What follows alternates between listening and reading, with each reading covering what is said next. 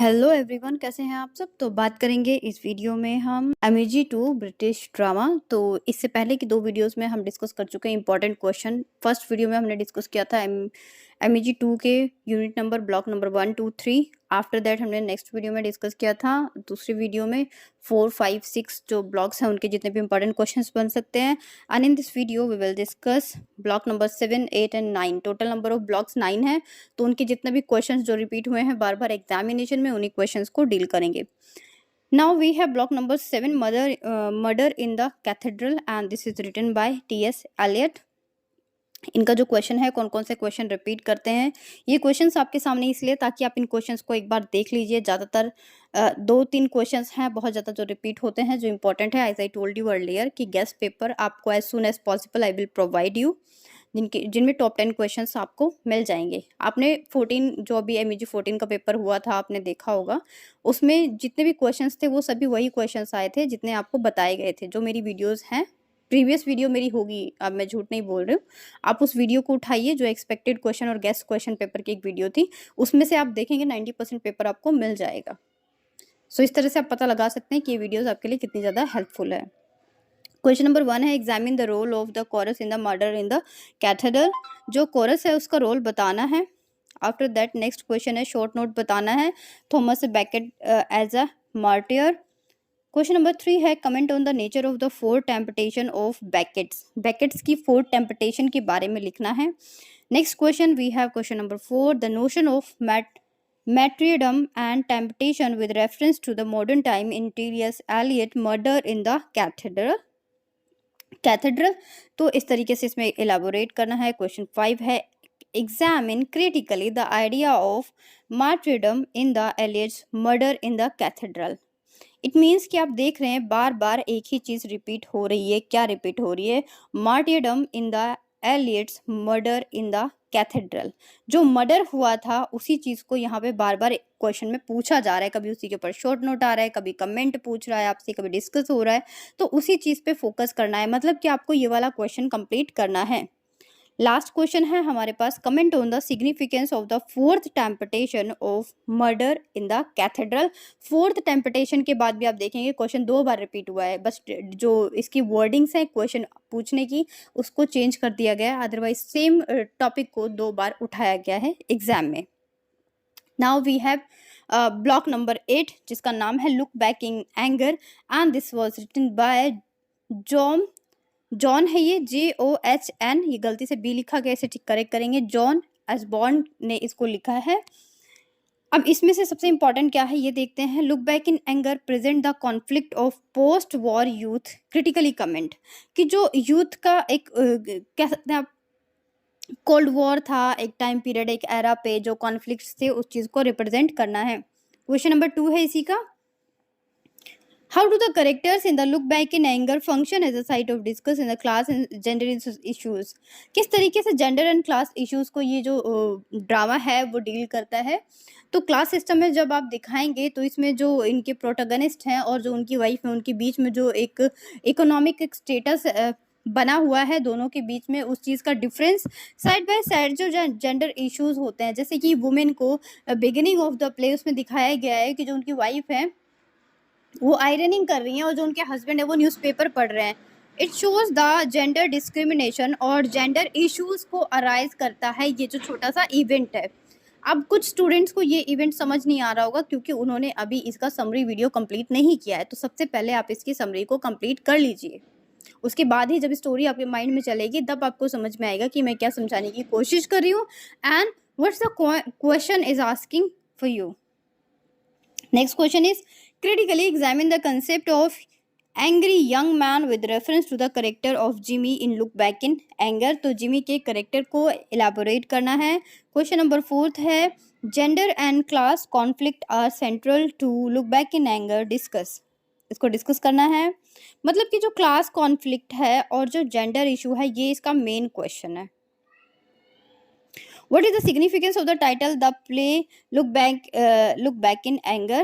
तो इसका title signify करना है। सी अगर टाइटल को लेके क्वेश्चन है तो मैंने आपको पहले भी बोला था, इसमें बाकी सारी चीज़ें भी आपको इलेबोरेट करनी है। Firstly you have to discuss about the dramatist and after that about the drama और play, and after that you have to discuss the characteristic names of characters and the relationship between the characters, और उसके बाद आपको title पे आना है। Now तो इस ब्लॉक से अगर मैं सबसे इंपॉर्टेंट क्वेश्चन बोलूँ तो जो क्लास और जेंडर इशू है, ये इसका सबसे इंपॉर्टेंट क्वेश्चन है जो अभी मैंने डील किया। Now we have block number 9, waiting for Godot. इसे सैमुअल बेकेट ने लिखा था, और इस कंप्लीट जो प्ले है इसमें आप देखेंगे कि एस्ट्रोजन और पोजो नाम के इस तरह के करेक्टर्स होते हैं, वो लास्ट मोमेंट तक वेट करते हैं किसका, गोडोट का। They don't know who are Godot and how he or she looks, लेकिन फिर भी वो वेट करते हैं। क्वेश्चन अब आपके सामने है स्क्रीन पे। Beckett reject the conventional structure of the play depicts the absurd. Waiting for Godot discuss करना है किस तरीके से ये एक एब्सर्ड प्ले है। शॉर्ट नोट लिखना है द थिएटर ऑफ एब्सर्ड। ये बहुत इंपॉर्टेंट है क्योंकि सब में आपको यही देखने को मिलेगा। नेक्स्ट क्वेश्चन में इसके साथ आपको मल्टीप्लाई 2 लिखा हुआ है, इसका मतलब ये है कि ये जो शॉर्ट नोट है the theatre of absurd, this was asked in exam again and again, 2-3 times ये आया है, दैट्स वाई इसके साथ मैंने यहाँ पे मल्टीप्लाई 2 लिख दिया है। ठीक है, multiply 2 is the symbol of कि ये जो क्वेश्चन है ये एज इट इज क्वेश्चन 2-3 बार रिपीट हुआ है। ठीक है, अब हमारे पास नेक्स्ट क्वेश्चन जो है वो नेक्स्ट क्वेश्चन किससे रिलेटेड है, discuss waiting for Godot and absurd play. उसी चीज को क्वेश्चनिंग की फॉर्म में पूछ लिया है। Question number 5 we have Samuel Beckett's Waiting for Godot present before the crisis of modern man. तो किस तरह से ये क्राइसिस को प्रेजेंट करता है। लास्ट 6 क्वेश्चन है Waiting for Godot as a play that present the existentialist crisis of modern man. Last है comment on the structure of Waiting for Godot. तो जितने भी क्वेश्चन है सबसे इंपॉर्टेंट जो इसका बनता है वो है the theatre of absurd play या फिर waiting for Godot as an absurd play discuss करो इसको लेके। बाकी सभी क्वेश्चंस के लिए अगर आपको क्वेश्चंस ना समझ में आए तो you have to write the summary of that particular play. ये मैं आपको हमेशा बोलती हूँ कि अगर आपको समझ नहीं आ रहा तो कंप्लीट प्ले की आप समरी लिख दीजिए। जब आप समरी लिखते हैं तो उसमें सारी चीज़ें कंप्लीट हो जाती हैं, चाहे वो स्टोरी हो, चाहे वो करेक्टर से रिलेटेड हो, चाहे वो रिलेशनशिप हो, चाहे उसमें कुछ कमेंट किया गया हो, मॉडर्न क्राइसिस हो, ठीक है, उसका स्ट्रक्चर हो, थीम्स हो, तो ये सारी चीज़ें कवर हो जाती हैं when you discuss the complete summary of any particular novel और एनी ड्रामा और एनी प्ले, एनी पोइट्री। तो आई होप आपको समझ में आ गया होगा। तो ये जो है ये आपका कंप्लीट होता है। मिलेंगे अब नेक्स्ट वीडियो में मिलेंगे हम अपने गेस्ट पेपर के साथ, और गेस्ट पेपर बहुत बहुत बहुत ज़्यादा इंपॉर्टेंट होगा, तो उसको भी देखना है और इन क्वेश्चंस को भी अपने दिमाग में रखना है। इनके शॉर्ट पॉइंट्स आप चाहें तो आप लिख सकते हैं, अदरवाइज इन क्वेश्चन को देख लीजिए। देख के आपको समझ में आ गया होगा कि जो क्वेश्चन की वर्डिंग है वो क्या होता है। क्वेश्चन की वर्डिंग में भी change, but maximum majority of the time एक ही क्वेश्चन को अलग अलग तरीके से रख के पूछा जाता है। और बाकी इस क्वेश्चन का पेपर का प्रीवियस ईयर का क्वेश्चन पेपर भी मैंने अपलोड कर दिया। प्रीवियस ईयर के जो क्वेश्चन है उसमें उसे बिल्कुल स्किप नहीं करना है, क्योंकि जो प्रीवियस ईयर क्वेश्चंस हैं वो आपको एक रिव्यू प्रोवाइड करते हैं, जिससे आपको पता चलता है कि लास्ट ईयर्स में किस तरीके के क्वेश्चंस पूछे गए थे। अब कुछ स्टूडेंट्स बोलते हैं कि किस तरीके से अटेम्प्टिंग करनी है। तो अटेम्प्टिंग में मैंने आपको बताया कि अगर कोई छोटी सी चीज़ पूछी जाती है, लाइक किसी का टाइटल पूछ लिया गया, तो अब अगर टाइटल पूछा है तो आप कैसे लिखेंगे 5-6 पेजेस में, टाइटल को कैसे इलाबोरेट करेंगे।